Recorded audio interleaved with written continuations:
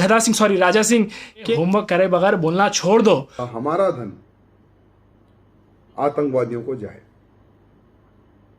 हम दीपावली के शुभ अवसर पर पूजा पाठ करते हैं, किसी को उपहार भिजाते हैं, मिठाई भिजाते हैं, नमकीन भिजाते हैं, कपड़े भिजाते हैं, अनेकों प्रकार की वस्तुएं भिजाते हैं।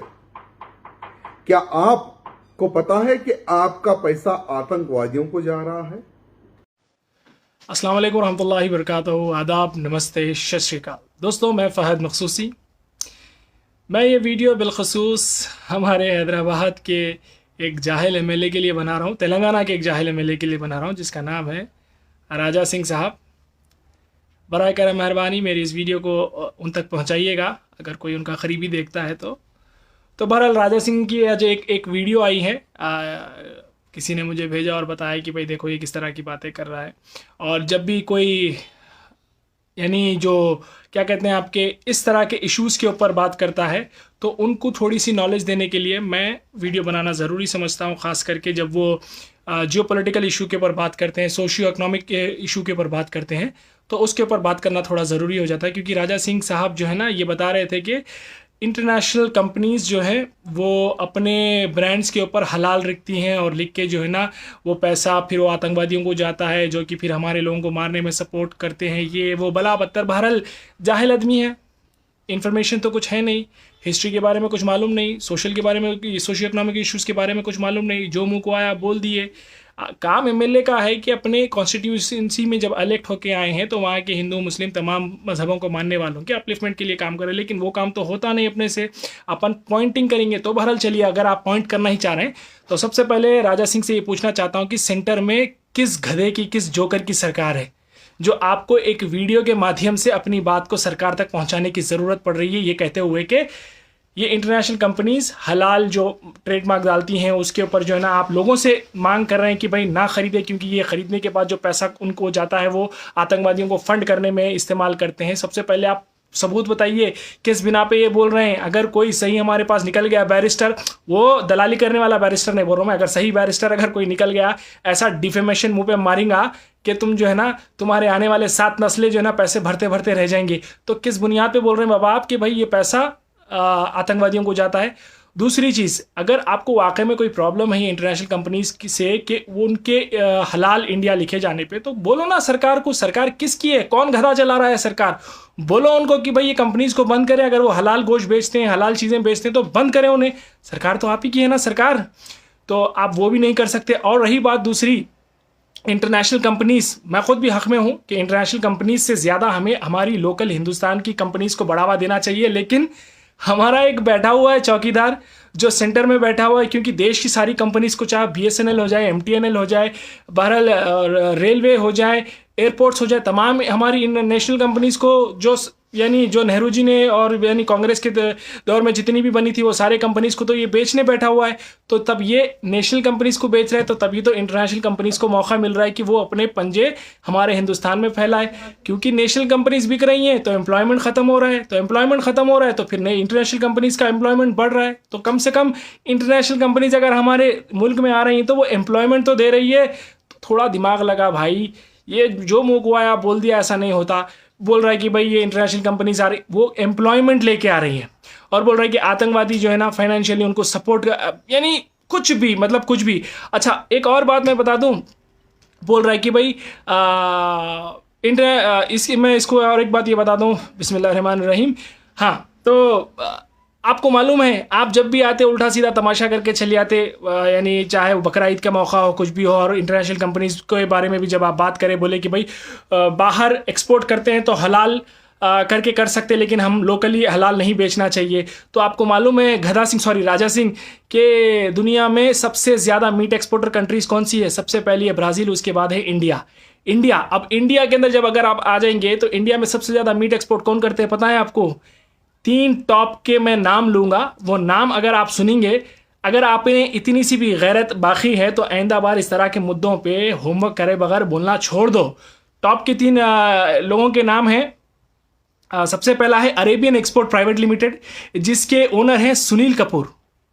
अरेबियन एक्सपोर्ट प्राइवेट लिमिटेड जो दुनिया भर में मीट भेजते हैं हिंदुस्तान से, जो कि हिंदुस्तान के अंदर तो बैन है लेकिन बाहर भेजा जाता है, वो उसके ओनर हैं सुनील कपूर। दूसरे हैं MKR फ्रोजन फूड, जिसके ओनर हैं मदन एबॉट, ये भी एक नाम से हिंदू कहलाते हैं। और तीसरे हैं PML इंडस्ट्रीज, जो कि जिसके ओनर है AS बिंद्रा। तो ये सबसे पहले तो आप एक्सपोर्ट करना छोड़ दो, उसके बाद शायद हमारे पास जो है ना, हम लोग मुसलमान दूसरे मज़हबों की रिस्पेक्ट करते हैं और इसी रिस्पेक्ट में हमने तो हमारे देश में मांस खाना छोड़ दिया है, तो आप बाहर भेजना भी छोड़ दो मेरे भाई। और वो बोलते हैं कि भाई नहीं, बाहर पैसा जाएगा, तो बाहर अगर ये जाएगा सामान तो उनको हलाल लिख के देना, क्योंकि वहाँ से हमारे पास पैसा आएगा। बड़ी पते की बात है। तो बाहर से पैसा आने वाला काम अगर आप के लिए आप अपने धर्म के खिलाफ जाके धर्म को, यानी मैं उस तरह का शब्द इस्तेमाल नहीं करना चाह रहा हूं, लेकिन धर्म के खिलाफ जाके भी आप अपने गौ माता को जुबा करके या काट के उसको बाहर भेजने के लिए तैयार है, लेकिन अपने देश के अंदर किसी गरीब को कारोबार करने देने के लिए तैयार नहीं है। चलो मैं माना, पैसे के लिए आप अपने धर्म को बेच सकते हैं, ये यहाँ पे आपने साफ दिखा दिया। और दूसरी बात, आप ये कह रहे हैं कि भाई बाहर से पैसा आता है तो मंजूर है, तो बाहर से अगर पैसा लाना ही है तो फिर बाहर पैसा भेज क्यों रहे हो? अब मैं पूछेंगे कैसे पैसे भेज रहे हैं भाई, आप पेट्रोल क्यों खरीद रहे हो?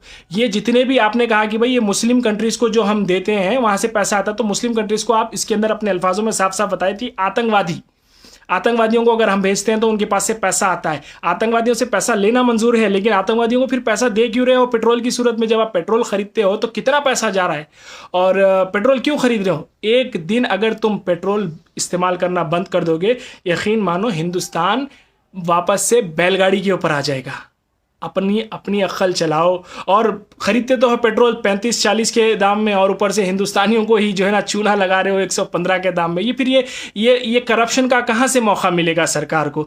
ये लूटमारी का कहाँ से मौका मिलेगा? अगर बाहर से कोई चीज़ सस्ते दाम में ख़रीद के अपने ही लोगों को सस्ते में नहीं बेचेगी, तो फिर ये पैसा जो 2014 में तकरीबन 60,000 करोड़ जो टैक्स जमा होता था पेट्रोल से, आज 3.5 लाख करोड़ से भी ज़्यादा जमा हो रहा है पर एनम। तो ये मौका कहाँ से मिलेगा सरकार को ये लूट मार मचाने का? तो बताओ मेरे भाई कि आतंकवादियों को आप सपोर्ट कर रहे हो या आपको आतंकवादी सपोर्ट कर रहे हैं?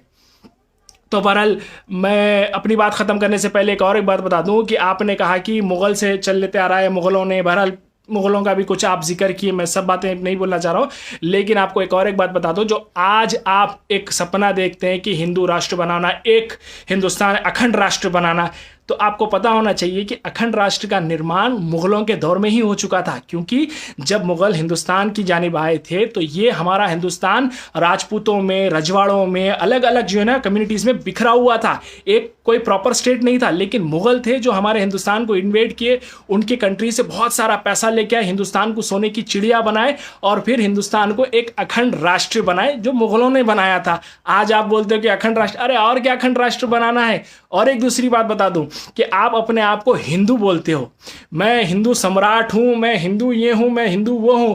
तो मेरे भाई बताओ कि ये हिंदू लफ्ज़ आपको दिया किसने?